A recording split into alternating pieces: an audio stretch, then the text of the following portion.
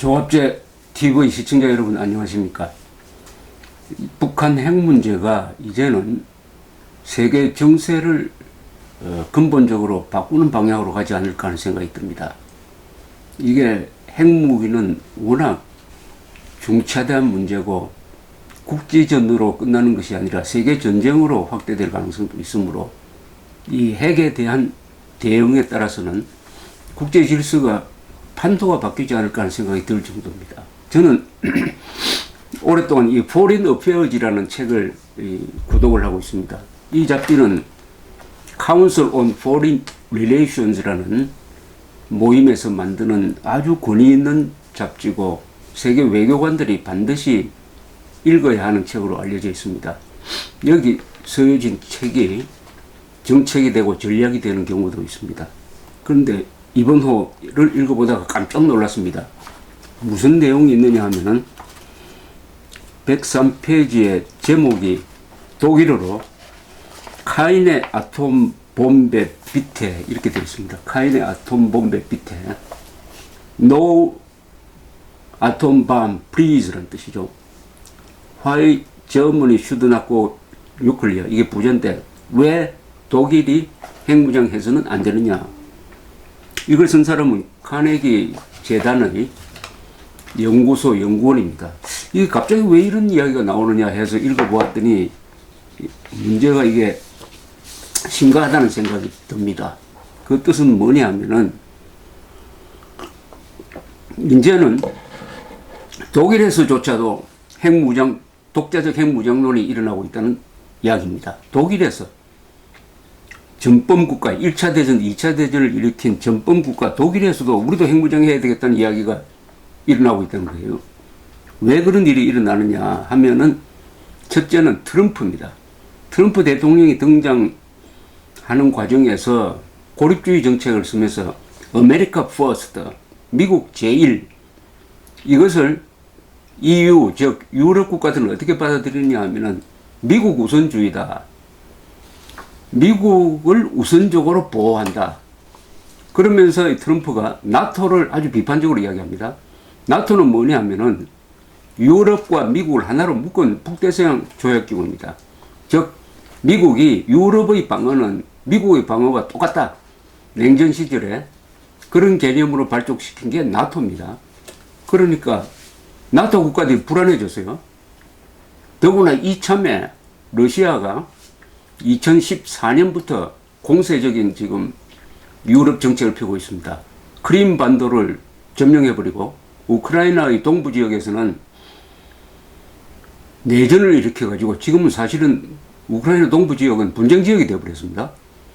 이렇게 되니까 유럽이 아주 잔뜩 긴장하고 있는데 유럽을 지켜주겠다고 약속한 트럼프마저 나토를 비판적으로 보고 EU를 상당히 좀 부정적으로 보는 이런 태도를 취하니까 유럽 국가들이 특히 독일이 우리의 안전을 과연 미국에 의존할 수 있느냐 하는 의구심이 생긴 거예요.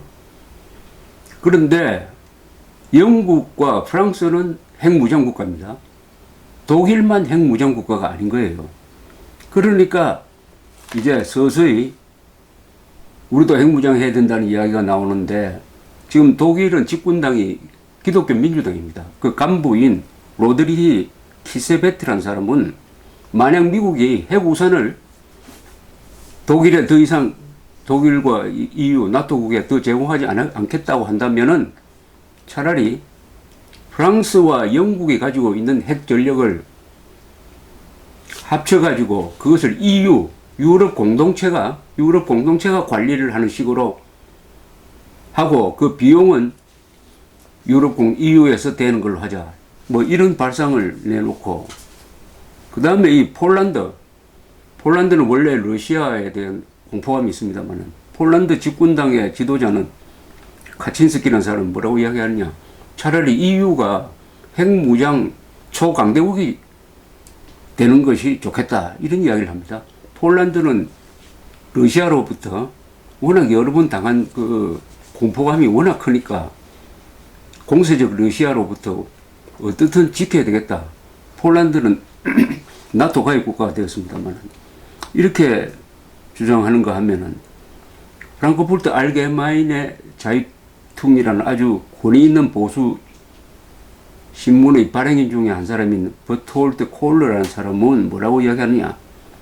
영국과 프랑스의 핵 전력은 러시아에 비하면 이게 게임이 안 된다. 믿을 수 없다. 그러니까 차라리 독일이 독자적으로 핵무장을 하자. 독일이 독자적으로 핵 억제력을 확보하는 방향으로 가자. 뭐 이런 주장을 하고 있고요. 베를린에 있는 글로벌 공공정책연구소의 소튼 베너라는 사람도 소장인데 똑같은 취지의 이야기를 폴린 팔릿이라는 잡지에 기고를 했습니다. 이것은 정말 상상하기 어려운 일입니다. 유럽에서는 특히 1차 대전, 2차 대전을 통해서 독일한테 당해본 프랑스, 소련도 마찬가지죠. 러시아, 영국은 독일이 강해지는 것을 극도로 싫어합니다. 그리고 독일이 서독이 동독을 흡수해서 통일할 때도 약속을 받았어요. 핵무장하지 않는다는 약속을 받고 그 대신에 나토에 잔류한다. 그러니까 그렇게 해야 독일을 그냥 방치하는 것이 아니라 통제를 할 수가 있다. 이렇게 돼 있는데 이제 상황이 바뀌어가지고 미국을 믿을 수 없다. 그런데 러시아는 핵 전력을 기반으로 해가지고 공세적 전략을 쓴다. 그럼 우리는 어떻게 하느냐? 이런 과정에서 독일에서 독자적 핵무장론이 일어나기 시작했다는 이야기입니다. 지금 소련은 경제적으로는 소련의 경제 규모가 독일보다 적습니다. 인구도 뭐 과거에 소련 연방 시절에 인구가 다 떨어져 나가 카자흐스탄, 우즈베키스탄 이런 거 다 떨어져 나가고 러시아만 남았는데 인구도 1억 2천 정도, 인구는 일본 정도밖에 안 됩니다. 러시아는. 물론 국토는 세계에서 제일 넓죠. 경제력도 별로 없고 문화 뭐 다른 부분에서 뒤처지지만은 러시아는 세계 제2의 핵강대국입니다. 이 핵강대국이란 이 힘 가지고 지금 독일, 프랑스, 영국까지 벌벌 떨게 만들고 있다고 하면은 남북 간에 있어서 북한이 핵을 가진 상태에서 한국이 지금 독일처럼 벌벌 떠는 존재가 되지 않겠습니까? 그러나 다행히 한국에서는 핵무장론이 정부에서는 일어나지 않는데 독일에서는 집권 여당에서조차도 핵무장해야 된다는 이야기가 나오고 있다는 것은 핵이라는 것이 얼마나 어마어마한 영향력을 가지고 있는가를 잘 알 수가 있습니다. 그런데 이 포레인 어페어즈는 독일이 핵무장해서는 안 된다는 이야기를 조목조목 이렇게 지적을 하고 있습니다. 그럼 그건 무슨 대안이 있느냐? 그건 트럼프가 나토의 정신을 살려서 어떤 경우에도 심지어 러시아가 독일 같은 나라를 재래식 군사력으로 공격해도 필요하다면은 미국은 독일을 지키기 위해서 러시아를 핵 공격할 수 있다. 이 정도의 보장이 있어야 됩니다. 이 정도의 보장이 있어야 되는데 트럼프는 지금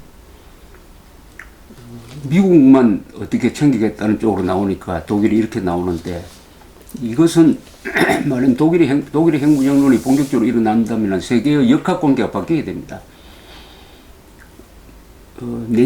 동서냉전 시절에 어떻게 해서 자유진영이 이겼느냐 하는 여러 가지 이유가 있습니다만은 가장 결정적인 것은 독일과 일본이 미국 편에 선 사실입니다.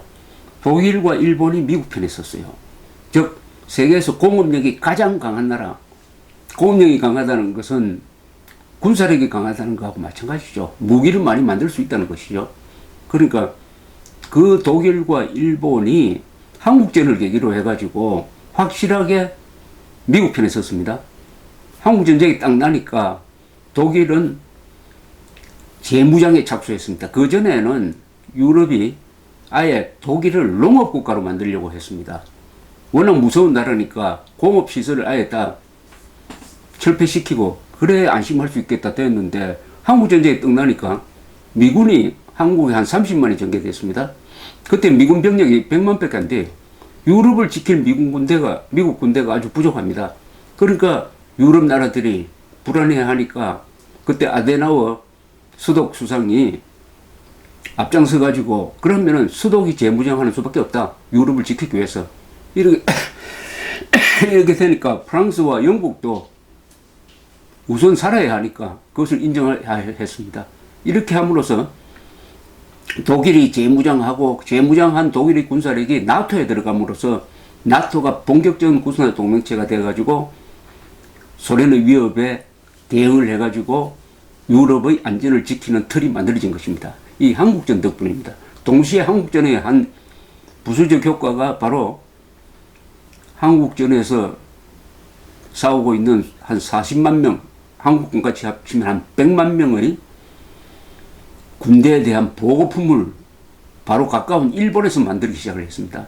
그러니까 일본이 전후에 급속도로 경제 회복을 할 수가 있었습니다. 그래하여 일본이 굉장한 경제력을 가지니까 또한 자위대가 굉장한 이제는 무장 집단으로 바뀌게 되고 또 일본에 미군이 군사 기지를 갖게 되고 오키나와에 군사 기지를 갖게 되고 어마어마한 군사 기지를 만들므로써 소련을 포위하게 됐습니다.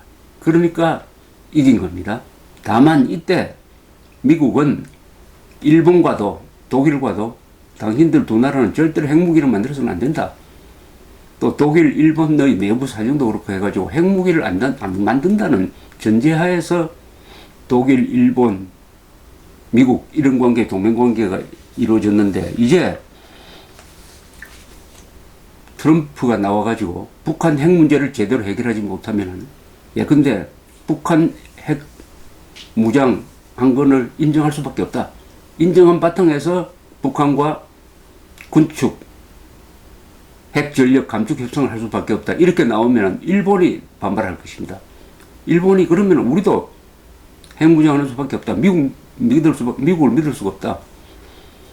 전문가들의 평가에 의하면 일본의 핵 무장 능력은 잠재적인 겁니다. 일본의 핵 무장 능력은 중국을 10년 안에 추월할 수 있을 정도로 합니다. 일본이 근데 GDP의 한 3, 4%, 지금 1% 미만입니다만 3, 4%를 국방비에 쓰면은 핵 강국이 된다는 겁니다. 중국과 맞먹는 게 아니라 중국을 능가하는 핵 강국이 될 수 있다. 그런 잠재력을 가진 게 일본입니다. 그런 일본과 독일이 동시에 핵무장을 시작을 하면은 우선 중국, 러시아가 벌벌 떨게 될 뿐만 아니라 미국도 이제는 통제를 할 수 없게 됩니다. 핵무장한 독일과 핵무장한 일본이 미국 말 듣겠습니까? 이렇게 되면은 세계가 완전히 통제 불능이 되는 거죠. 그러니까 경찰 국가가 없어지는 거죠. 그나마 미국의 리더십이 있었으므로 핵 확산을 이 정도로 통제하는 과정에서 1945년 8월에 핵폭탄이 터진 이후에 그래도 약 70년 동안 핵전쟁이 지구상에서 일어나지 않았던 것입니다. 미국의 통제력이 약화된다는 것은 핵전쟁이 일어날 가능성이 많아진다는 거죠. 여기에 불을 붙인 것이 북한이다. 이렇게 이해하면은 북한의 핵 문제가 이제는 동북아시아 차원을 넘어가지고 일본과 독일의 핵무장론에 불을 붙여서 세계의 질서를 근본적으로 바꿀지도 모르겠다. 독일에서의 핵무장론, 이건 정말 북한 핵 문제를 해결하지 않으면은 무슨 재앙이 더 생길지 모르겠다는 위기감을 확인시켜 주는 것입니다. 감사합니다.